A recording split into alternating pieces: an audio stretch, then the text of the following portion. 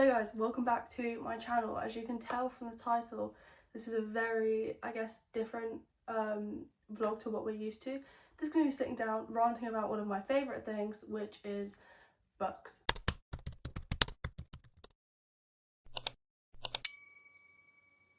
And reading, which, to be honest, it was inevitable that I would start talking about reading because it genuinely is one of my all-time favourite things. If you don't enjoy that sort of content, there's more videos you could choose from on my channel, or if you want to just stick around because you're interested, stick around. To preface, my genres, I guess, that I enjoy reading are mainly fantasy and romance. If you could get both, that's even better. However, those are my two genres that I tend to read. In this list, which is my top 10 books of all time as of 2025, we have a collection of those genres, and also I have one classic which I will start off with just because without this book I wouldn't have started reading anyways in the first place. It spiraled after that pretty much. It's mainly those genres, and I try to timestamp them, so if you don't want to see the fantasy ones you can skip to the romance and vice versa. Now, the elephant in the room. Yes, my lampshade is broken. I sat on it. That's all you need to know, really.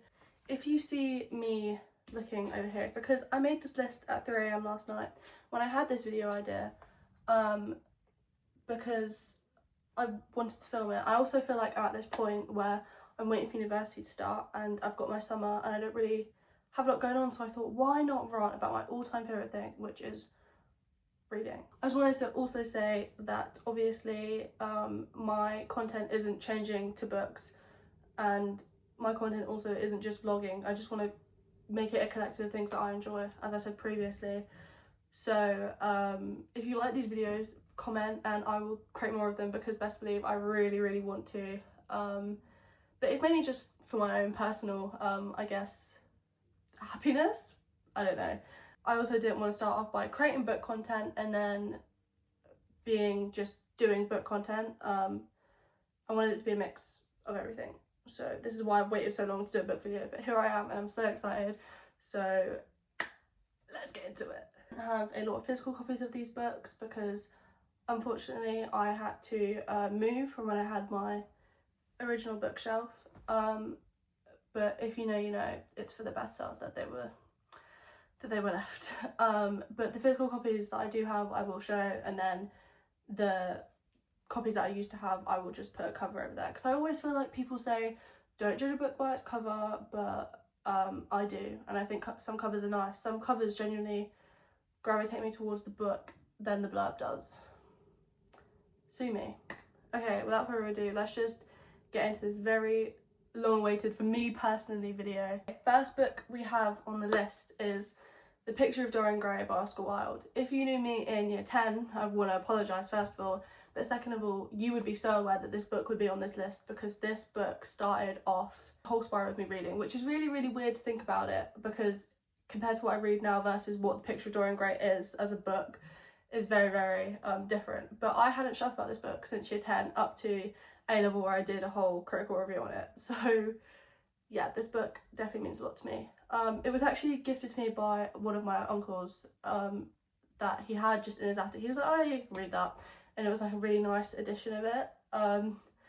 And I read it literally in a day at the same barbecue that we were at. And I was just like, in this book, like transformed. And from then I just hadn't shut up about it. So basically, The Picture of Dorian Gray is a novel by the novelist? I don't even know what to class him, because he was just very like him. Was by Oscar Wilde. Gray is basically a gothic novel from the, I always get this wrong, 19th century novel, and it pretty much entails the story of a young guy called Dorian Gray who basically moves to London into his old like father's estate pretty much, and falls under the wing of two older men who very much influence his time in London. However, this time in London is very much like has this hedonistic lifestyle of like, you know, drugs, prostitution and all that jazz. So he basically gets influenced by this guy called Henry, who is very much yeah, go do these horrible like these things that are of the time, because you know you want to keep present, you want to, you know. And Henry has this obsession with Dorian's youth, and he is very much like, you're young, need to live. Dorian takes that to the next extreme and sells his soul to a painting which is by the other guy that I was talking about called Basil, and he basically stays young. However, as he stays young and everyone's like, how are you doing this, his painting is just rotting as he carries on with these sins. And an interpretation is that the painting is rotting basically because as he commits these things, these sins, the painting's like, I don't like that, and will basically become old and ugly as Dorian stays young and youthful, so he can continue carrying on with his lifestyle. That's a summary of the plot. I just want to say I don't want to spoil any of these books, so I am just going to do a rough plot summary of everything, because if you're looking to read these books, I don't want to spoil it. I don't want to take anything away from your reading experience. Yeah, that's pretty much Picture of Dorian Gray. I really enjoyed it. I absolutely tore apart this book when I was doing my English literature GCSE, which had no relevance at all to what we were doing, but it's just in my spare time. I did it for fun. Like, I think I wrote an essay on it just for fun, which is disgusting, but I did because I genuinely was obsessed with it. And as talking about it, I really will go back and reread it because I forgot how insane this book was. Also, kind of how relevant it is to today and society, which is still crazy because it was made in like the 1800s. Then also watched the film with Ben Barnes in that adaptation of that film, and what I will say is that is not a very good adaptation from the book. If you're looking for a different adaptation, then I can recommend you a couple, but it was not a very good adaptation from the book. I just think I really enjoyed it because Ben Barnes was in it. I mean, that's appeal right there. That was what appealing to me. I also don't think, looking back, I don't think the movie was that good either. It had a cracking cast though. Like, I think Colin Firth was in it, so it was a good like cast. I just, if it was on my letterbox, I wouldn't be rating it 5 stars. Let's just say that. That was the Picture of Dorian Gray. Moving on to fantasy books, which to be fair, I was gonna say like the two are probably my favourite, but I don't know if it's my favourite. I just like the escape that comes with fantasy, if that makes sense. Not to deep life at all. It's just fun. It's fun to, like, you know, go into a crazy world of vampires or werewolves or fae, whatever you're looking for. I've definitely got a book recommendation for, because I've read quite a lot in my time, but these are my all-time favourites as of 2025. To start off with, I put this in the fantasy genre because it fits more into fantasy than it does romance. However, it's neither of the two. It's more like dark academia kind of, if that's even a genre of book. The book is called If We Were Villains by M.L. Rio.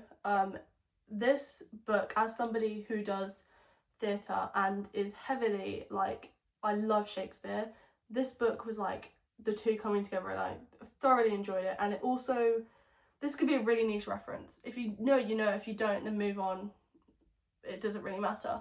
If you put the marauders from all this fanfiction world of Harry Potter, right, and put it into a book, yep, stay with me guys, and then it had murder mystery and they were also actors, that's what this book entails. So the plot is that they're in their 6th year of school and they blur the lines between whether they're acting in Shakespeare or are they just, you know, hanging out, and it's very dark, it's twisted. I really enjoyed it. I read it, I think, in 2023, so it was quite a while ago, just off the top of my head when I read it, but I did really enjoy it. And it basically swaps narrative to, very briefly, to the present of when, I think his name's Oliver. I'm gonna double check that. Yes, his name's Oliver, and basically he's just come out of 10 years of prison for being done for the students in his friend group's murder, and the book basically retells their time in 6th year in this drama acting school. But it's very much like, not the drama schools now, like they're not doing ballet in their spare time. It's like a really posh school. Like, I think they describe it as a conservatory, so take with that as you will. But it's very, very good. I can't even compare it to anything because it's generally just in its own genre, and I would love to read more books in this genre, so I might have to, like, do a little bit of research, but it was a really good book. I think what I enjoyed a lot about this book, if I can remember, was that everything so much was up to your own interpretation as a reader, and I love it when books do that because I always want to be questioning just everything I know. And I think this book did that very, very well with the characters' dynamics, their relationships, with what was going on with the plot. And when I said it blurred the lines between Shakespeare and what they were doing in real life, that's because sometimes even I was like just shocked at what I was reading. Yeah, it was very good. Would recommend it if you're looking for a dark academia kind of read, with friend groups who may or may not be queer. That's 2 books that I've done now where they're questioning queerness, which is just great because I love it when a book is slightly, could potentially be LGBTQ+, and you can interpret it as that. That's very much what Picture of Dorian Gray kind of is, if you go down those sort of interpretations. And then this interpretation of this book. Moving on. Next up, we have Powerless by Lauren Roberts. Now, if you're on any sort of book talk, you know that this book is making the rounds around social media, right? So I thought, I'm easily influenced, let's jump on the bandwagon. And I am so glad I did, because I didn't just read Powerless, I read the whole trilogy. I didn't read the novella, however, but the trilogy was so good. Basically follows a girl, and in this world we have ordinaries and then we have elites.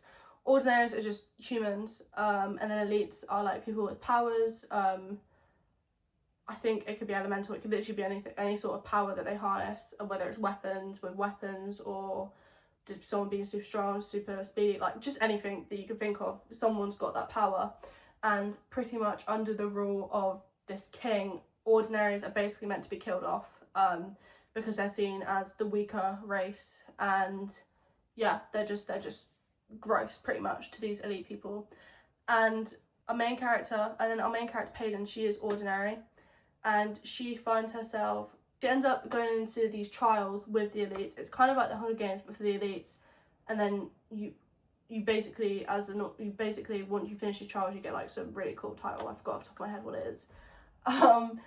And she finds herself ending up on that list of like this Hunger Games style thing, and she's like, whoa, I'm ordinary. However, this whole time she has been faking being a psychic with these powers, right? So throughout the whole book she is trying to convince everyone around her pretty much in this Hunger style games with like trials, and then she gets interviews by the public that she's psychic, and this whole time, and then she falls into like this love triangle with 2 brothers. Of course it's on the list, come on, I love a love triangle sometimes.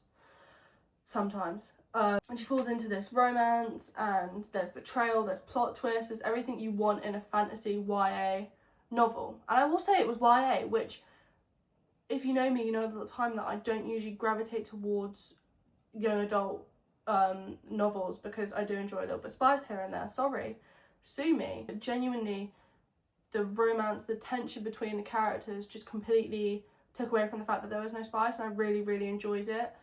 And it just made me rethink everything.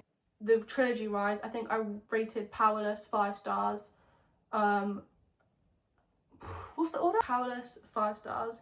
I then rated Reckless, I think 3 or 4 stars, and then Fearless I rated either 4.5 or 5 stars. They were all pretty high in general ratings. I really recommend this book series if you're looking into getting into fantasy, but you don't want to like jump on the bandwagon with this crazy world building and stuff. This is a really good, I think, starting point. And I think a lot of my fantasy novels that I have rated high are good starting point fantasy novels, because I personally haven't gone into that deep hole of fantasy yet. So I think a lot of these are very much like starter kind of fantasy books, I guess, if you want to put them in a category. But also because I think those ones are, for me, are more comforting and have more nostalgia than these like high fantasies, which that's a whole separate thing that I haven't even jumped on the bandwagon yet. I might one day if I find some good books. However, for now I'm gonna stick with my cute, I guess, I don't even want to call them cute, I don't know what they are, they're just not basically they're not anything that's gonna blow your mind, which is great for me because I don't like being confused by plot. I like being confused because that's the author's intention. I don't like being confused because I don't know what's going on. I don't know what number we're on, but the next book that we have is Serpent and Dove by Shelby Morin.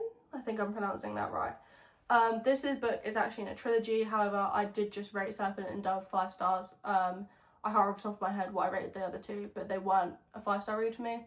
That's not criticising the trilogy. I thought the trilogy was very good. I just thought Serpent and Dove was the 5-star for me personally. It was five stars.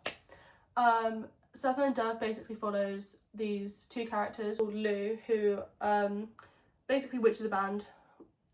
We seem to be a pattern. Witch is a band pretty much, and they're like these evil things, and they're evil. They're like obviously like witchcraft kind of thing. And then we have Reed, who is a general of like killing witches and like basically protecting his country from these evil beings, and in doing so they fall into like an arranged marriage because she hides the fact that she's a witch, and it all basically just falls apart.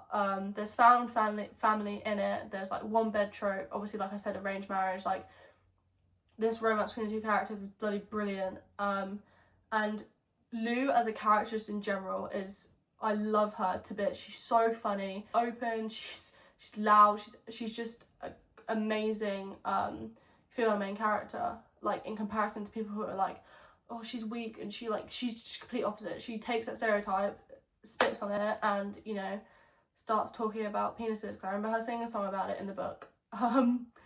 But yeah, and Reed's the complete opposite, which is why I think they work so well. If you've read Shadow and Bone, which I will talk about soon, their dynamic very much reminds me of Nina and Matthias from Six of Crows trilogy. I wish it was a trilogy, Six of Crows duology. Their dynamic reminds me of that. So this book is really good. It's set in a kind of fictionalized Paris, in, I want to say like olden times. Let's just say olden times. I don't know. Potentially maybe not in Serpent and Dove, but in the series, just this sense of like found family, which is really what I enjoy from a fantasy book. Like you need to have, you know, your troops, you got to round them together, and I think Serpent and Dove does that really, really well. I think me reading Serpent and Dove, that trilogy, and Shadow and Bone around the same time really just like, it was brilliant because there's so many similarities between the two. And I really enjoyed that whole, I guess, genre of fantasy. I really enjoyed that. So yeah. Up next on the fantasy bandwagon, I feel like I couldn't make this series without talking about the A Court of Thorns and Roses series. However, specifically the book that I did rate 5 stars was A Court of Mist and Fury. And also, as I'm thinking, I also would rate Crescent City 5 stars. So I guess the whole Sarah J Maas universe, these were my two 5 stars. I'm yet to read Throne of Glass. I do potentially want to do a reading series of Throne of Glass because I feel like I would really, really enjoy reading it, and I'd love to like look back at my opinions on certain things in the book. I did read, I think, the first 3, and I got in a really big reading slump. And get back into reading again, I would pick it up again. So yes, we need to talk about Sarah J Maas's whole universe, specifically the Court of Thorns and Roses books and the Crescent City series. I do want to say, however, with what's going on in Gaza and Palestine, and hearing what I know about the author, I would like to separate the art from the artist. When I'm talking about Sarah J Maas's universe and her writing, I'm talking about what she has created, not her as a person. I completely disagree with what she believes in. Free Palestine, free Gaza, children are dying.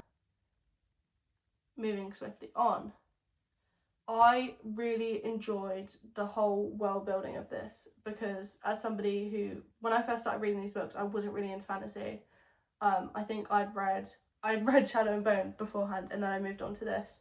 And I found it very easy to like pick up what was going on, which was really, really good. And then the romance of it was like, oh yes, I really enjoyed it. And then there was found family, and then I was like, this is everything I want from, you know, a book. So I'm talking specifically about the Court of Thorns and Roses series. Crescent City is a whole thing. A Court of Thorns and Roses basically follows a girl called Feyre, who is human, at the start.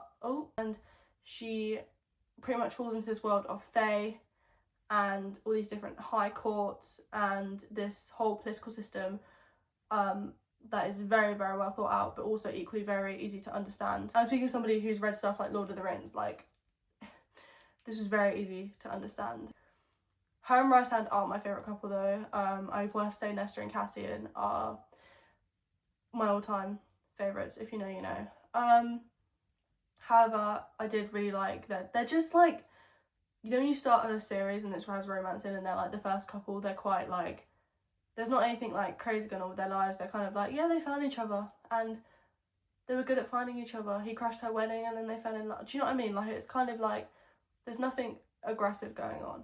There's not a dramatic thing. They just fell for each other. And I think sometimes it's cute and I think it works in this instant. What I think I did really like about Buissness Enquiries specifically out of all of them was it had way more world building, way more politics in it, and it was just very much like action. Like, it just felt more action packed. And then we also had the foundation of Rhys and Feyre's relationship, so that was really fun. It was spicy. It was just nice. It didn't get hit by second book syndrome, let's just say that. It was a very good book. I think I remember rating the other ones quite highly, so it's not like the whole series is poo and then that one book is really, really good. It's just that is what I enjoyed the most out of all of them. I also did enjoy A Court of Frost and Starlight. That was just a cute little Christmas read. And I read it like near Christmas as well, so it was great how that all tied in. So yeah, I read Crescent City during my year 11 GCSEs, so for someone who's doing their exams and reading a 900-page book, I needed to be put down. However, lucky you guys, I wasn't. But it was a really good way for me to like escape, because the world building of that book is genuinely insane. I would recommend, if you're going to read her books, I'd read A Court of Thorns and Roses first, get used to her writing, her narrative, and then move on to Crescent City, just because it's very heavy on the world building. 300 like pages of just straight world building with these two characters. Basically, it follows this girl called Bryce who is half fae in this whole fantasy world, and she pretty much gets thrown into this whole criminal investigation where her best friend dies. There's stuff to do with like drug rings, murder, like compared to Court of Thorns and Roses, this is very much like, it's very dark, and it's a very modern take on what fae would be like in now, in the present, pretty much. So they have phones, they have all these things, and she falls into situation and she's forced to work with this guy called Hunt, who I think he's like a fallen angel or something like that off the top of my head, and he pretty much, they're forced to work together. We see where this is going and they eventually end up falling for each other. I really enjoyed their dynamic, their relationship, from what I can remember when I was reading the book. It's been 2 years since I've read anything. It's been 2 years since I've read anything Sarah J Maas, because once I found out about the things, I couldn't. I completely agree with separate the art from the artist. And therefore, saying what I've said, I will now move swiftly on to the next book. I say the next book. I'm on another universe now. I'm talking about another universe, and that is the Grishaverse by the wonderful author Leigh Bardugo. If you know anything about me, you know that these books were I said Picture of Dorian Gray, but this was like the gateway drug. These books were the first, I guess, series fantasy-wise that I really got into. I'd read like a couple like duologies previously before I started reading, but I've read this whole series like back to back. Like, I read the Shadow and Bone trilogy, then I read Six of Crows, and then I read The Rule of Wolves. I think it's still a duology, I don't know if it's a trilogy, but I read those two. I was just so engaged in this world that she had created, and I just didn't want to put these books down. Like, I would just be constantly reading these books and constantly being like, oh, when's the next one out? Like, what can I do? And I think really paved, I guess, the way I review fantasy books now. Like, I always use Shadow and Bone as a baseline for fantasy books, because I genuinely think that these books are like, they're crazy, they're something else. If I recommend any books from this whole entire video fantasy wise, I will recommend Shadow and Bone, the whole Grishaverse in general, to you guys, because it's genuinely one of the best things I've ever read, and I don't think it will change it. And I think the Netflix series that's come out on there's a series on Netflix, cancelled after 2 seasons. Netflix, I see you. I'm not liking you at the moment because you keep cancelling like my favourite things. Moving swiftly on. It also has Ben Barnes in. That's crazy how that's happened twice. However, we move. Shadow and Bone, this trilogy, follows this girl called Alina Starkov, who is just human. She's ordinary. There seems to be a pattern, and she is with her best friend Mal, and they pretty much are joining this war effort kind of thing. She's something with maps. Cartographer, is that the word for it? She does maps. She draws maps to help the war effort pretty much. I can't remember off the top of my head what the circumstances are. She basically meets with this general. General Kerrigan is basically this guy who harnesses darkness. He harnesses shadows. His power is like not like, it's unheard of. Like, you are like, he's the chosen one of like the darkness or whatever. I forgot to say there's powers in this. You can be human, you can also be like have powers, but they all work together. They're trying to basically stop this wall that's been put up. This wall of, there's a word for it, I've got the word of it. There's a wall where it's basically you go into it and there's like pterodactyl thingies that come and kill you, and it's terrifying, right?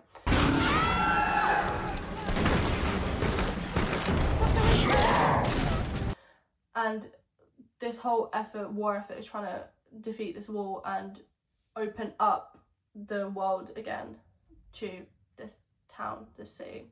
This is a really long-winded way of explaining the plot. I'm so sorry. I'm just trying to relay what I remember in my head. I was to cut them off. But then, after some crazy thing, he like cuts her and then she like spews light, and it's she just has light powers, which is good because she can then destroy the wall. So because of this, she then gets taken from her small town. Mal, her best friend's like, what the hell, my best friend is just gone. She's like, bye Mal, I'm gonna go live with this general guy now, and basically fall into his world of like royalties, blah blah blah, and all that jazz. And there's a little love triangle going on between her, the general, and then her best friend. I wonder who she picks in the end, guys. The second one does fall heavy on second book syndrome, I will say. However, you just got to power through it. And you also meet Nikolai, who is like one of my all-time favourite book men of all time. So you just got to power it through for him. And it's all good. Then moving swiftly on to Six of Crows. This all falls in the same universe. It's just in different points of the country. So Six of Crows is set in a city called Ketterdam, which is kind of like a London-esque Victorian kind of place. And you literally follow 6 characters, all with different dynamics, all with different things going on, and they basically end up going on like heists together. It's found family, it's everything you want from a book. Please read Six of Crows. They're basically all kind of like outcasts from society, and they come together. We have, off the top of my head, we have Kaz, Inej, Wylan, Jesper, Nina and Matthias. Nina and Matthias were the 2 that reminded me very much of Serpent and Dove, because it's the same kind of dynamic where she's a witch, he's a witch hunter. They hate each other, but they actually don't hate each other. And each of them have their own separate issues, traumas going on, being outcast from society, and all these cool different things. And it's all different, multiple POVs. It's brilliant. And usually for me personally, I would get quite bored. Not bored, but like slightly confused when it comes to multiple POVs, but it just blended so nicely. The way Leigh Bardugo does it, it's so good. The narrative's brilliant. You will be crying by the end of Crooked Kingdom, but it's okay. That's what Leigh Bardugo, I guess, wants to do to our audiences, which is fine. It's fine. So I thought that would be a good way to round up the whole fantasy genre. And we're now going to move swiftly on to, I guess, romance / anything that doesn't cover fantasy. Anything that is set in this world that doesn't have any sort of magic genre, which I will mainly put as romance because all of these books include romance, whether it's a sub-genre or the actual genre. These books I actually have physical copies of, which makes me very, very happy. First off, we have Wild and Wrangled by Lila Sage. This book was one of the books that I had this whole reading slump, and this book got me out of it, is what I'm saying. So I read her books in the series quite a while ago. Her other, I want to say 3 other books. These books centers around cowboys in their small towns, and it's brilliant. It is a romance, if you couldn't tell by the cover. The cover in itself is genuinely just stunning. Like, I'm obsessed with it. So yeah, I really enjoyed all of her books, to be honest. However, this one was rated 5 stars. I mean, it's a tattooed and pierced ginger man. What more could you want from life? But he also is a cowboy, so it's just really, he's ticking all the boxes. This book basically follows this girl called Camille, who is a single mother, and she finds this dream home in her small town where she's coming back to. See where this is going. And the one thing is that her neighbour is this guy over here called Dusty. Basically his whole life has been pining over this woman. So it is a second chance romance. It's small town, it's single mum, it's just brilliant. And the way she switches between them in the past as like teenagers, kind of like young adults, versus them now is so good. You don't have to think a lot while reading this book, and that's not a criticism at all. It's just a nice small town romance, and I will say that with the whole entire series, it's just nice. That's why I think I haven't read all of them 5 out of 5 stars. I think if you're looking for a cowboy small town romance, I would recommend this whole series. This is the last book in the series, which I was very upset about it ending, because I didn't realise it was, because like I said, I read the other 3 a while ago, and then I saw this in the shop and I was like, there's a 4th one? I was like, I'm gonna pick that up because it was new, and then I realised it was over. But I think she's writing more books, which makes me very happy, because I really enjoy her writing. I also do want to read I want to say Chestnut Spring series by Elsie Silver, so I might do a little reading vlog on that. I don't know yet. We'll see where life takes me, I guess. Right, this is where I get very ranty, because when my friends or people that I know tell me, Miracle, I'm looking to get into reading, what book would you recommend? I always tell them one specific book, because this book is genuinely, I keep saying that one of the best stories, but this, for me, like, I know I said this list is in no particular order, but this might be number 1, and that is The 7 Husbands of Evelyn Hugo by Taylor Jenkins Reid. I also have another Taylor Jenkins Reid book on this list, because her as an author just is genuinely mesmerising, the way she writes her books and how flawed and real her characters are. I just love that. I love that from a book, which is why I think this is 5 stars for me. As you can see, this book is very much, it's tattered. I also want to give a shout out to Grace Silver. I've just full named you. If you're watching this, because Grace made me this really cool Polaroid picture thingy to use as a bookmark for my book, which is, it's seen better days. It's annotated, it's got everything. What is the plot of this book? This plot basically follows the story of a Hollywood actress, Evelyn Hugo, and this girl called Monique. I think her last name's Grant. Yeah, it is, I'm correct. It follows Monique, who's a, I guess, like, publicist, writer kind of person for a newspaper company, and she's pretty much interviewing a now older Evelyn Hugo, and throughout the book you go back through her life and her 7 husbands, and each husband is a new chapter in Evelyn's life. And I think the way Taylor Jenkins Reid switches back to past and present is effortless, and she does it in the other book that I'm going to be talking about as well.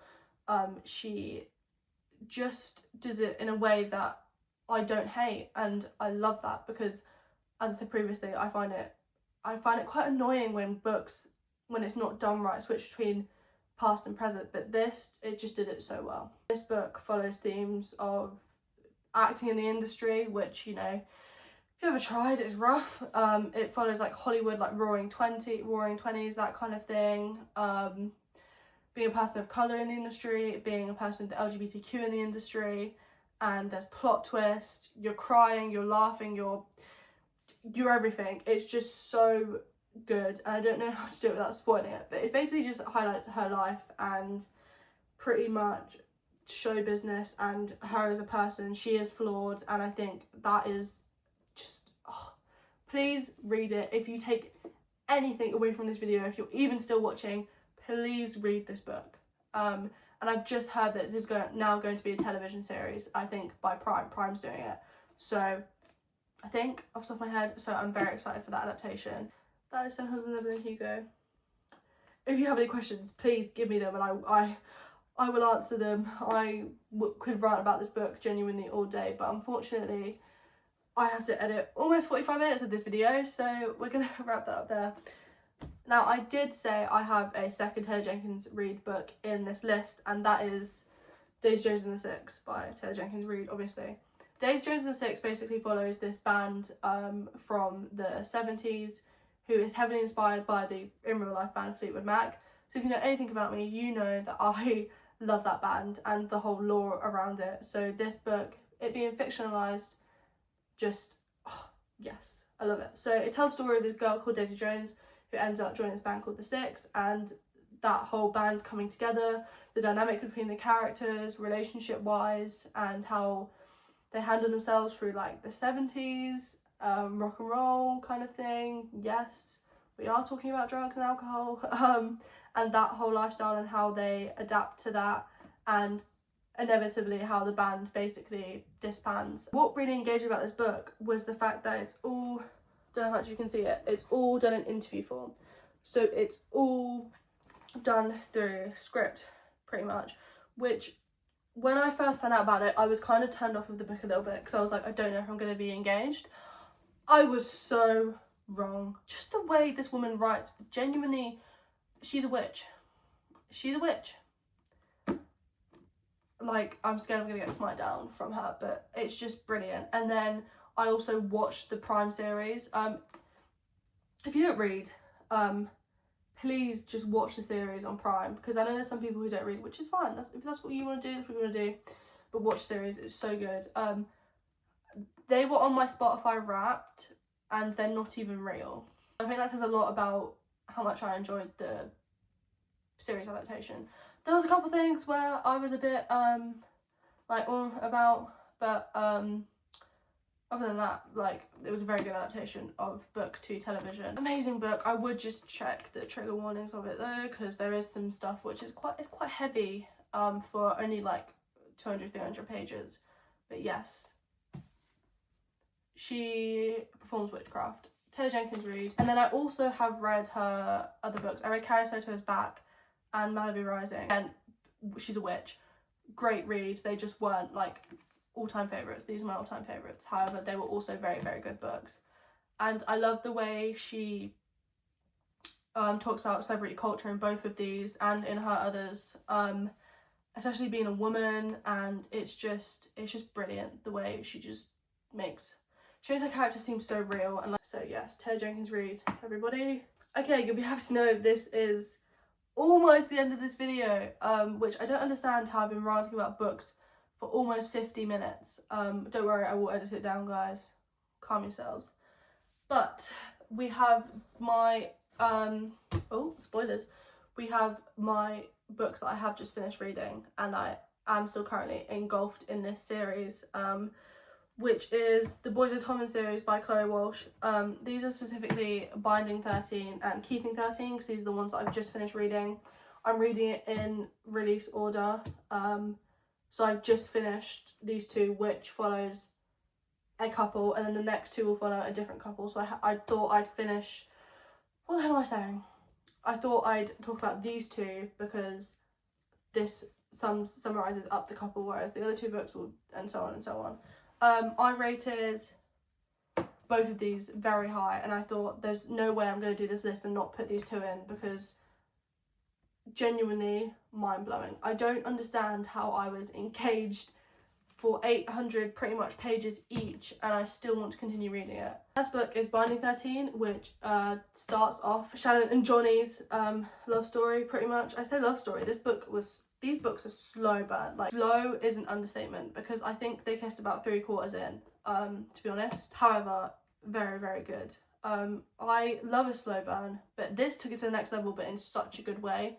Like when Shannon was doing her own thing, I couldn't care less about what Johnny was doing, and vice versa. Individually, these characters are so well written, and I'm so engaged by everything they do, but then when they come together, it's even better. So well done, fair play. You do know what I mean. Basic plot summary is pretty much this girl called Shannon recently came out, I want to say she didn't get kicked out, but she basically got transferred to a private school because she got bullied so much in her old public school. It's set in 2000s in Ireland, and she has a very difficult home life, let's just say that, and it's very much like how she deals with that, but then also having to come to a whole new private school which has its own issues in itself, and her relationship with Johnny, who is like I want to say the it guy, but he is really good at rugby. I don't know rugby terms, so I'm just gonna say he's really good at rugby because he's got like scholarship thingies, and he is like, he's tall, he's handsome, he does rugby, he's rich, like he drives an Audi. Like, what do you mean you pulled up to the school grounds in an Audi? What? The closest we get to like a posh car is like a tinted Vauxhall Corsa, and he's pulling up in an Audi. But yeah, and their whole dynamic and how they come together to form a relationship. Then Keep It 13 is literally how it says, how they keep that relationship with everything going on and continuing from the first book with Shannon's whole life, Johnny's life, and how they deal with that individually but also as a couple. I will say about these books again, please, like, maybe not, you might not want to do it about Jesus and 6 because it is just compared to that is subtle compared to what is in these two. So please check the warnings for these books before you read them because it is heavy. I mean, yeah, that's like 1,400 pages I read in a month. Very well written books. And what I will say, what I really enjoyed about it, which keeps coming up in this video, but it is very found family, with I guess these core 10 of them. And I assume each book will be about a different relationship or dynamic in the group. And she's literally made me fall in love with every single one of them, and it's ridiculous how she does it. I don't understand how she does it. And I'm really enjoying Saving 6 at the moment, which is about Joey, who is Shannon's older brother, because he is my favourite, and I'm really excited to continue reading his book and his dynamic with his girlfriend. It has been getting like hype on TikTok. There's a reason for it. Do check them out. Do check trigger warnings. I guess the 700-800 pages might be a bit like intimidating, but you don't even realise you've gone for 100 pages when you read this book, in my personal opinion. So yeah, there's Finding 13 and Keeping 13.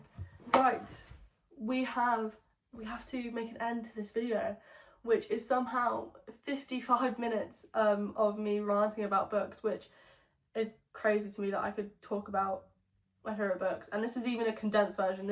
I could go on and on. If you made it to the end of this video, thank you so much for watching. Thank you for listening to me rant. Oh my goodness. Make sure to like, please comment if you've read any of these books, what your opinions were. If you have any questions, feel free to ask me. I will respond. I will give any opportunity to talk about books. And if you've liked this, I guess, style of video, please feel free to let me know. And if you didn't, well, sorry, because there's gonna be more of them, because it's something I enjoy and I wanted to bring to YouTube. Thank you so much for watching. Don't forget to subscribe. I literally think that is it. Thanks guys. I'll see you in the next one. Or after this one, maybe not. Maybe you don't want to hear me write about books anymore. Oh my god, look at the mess.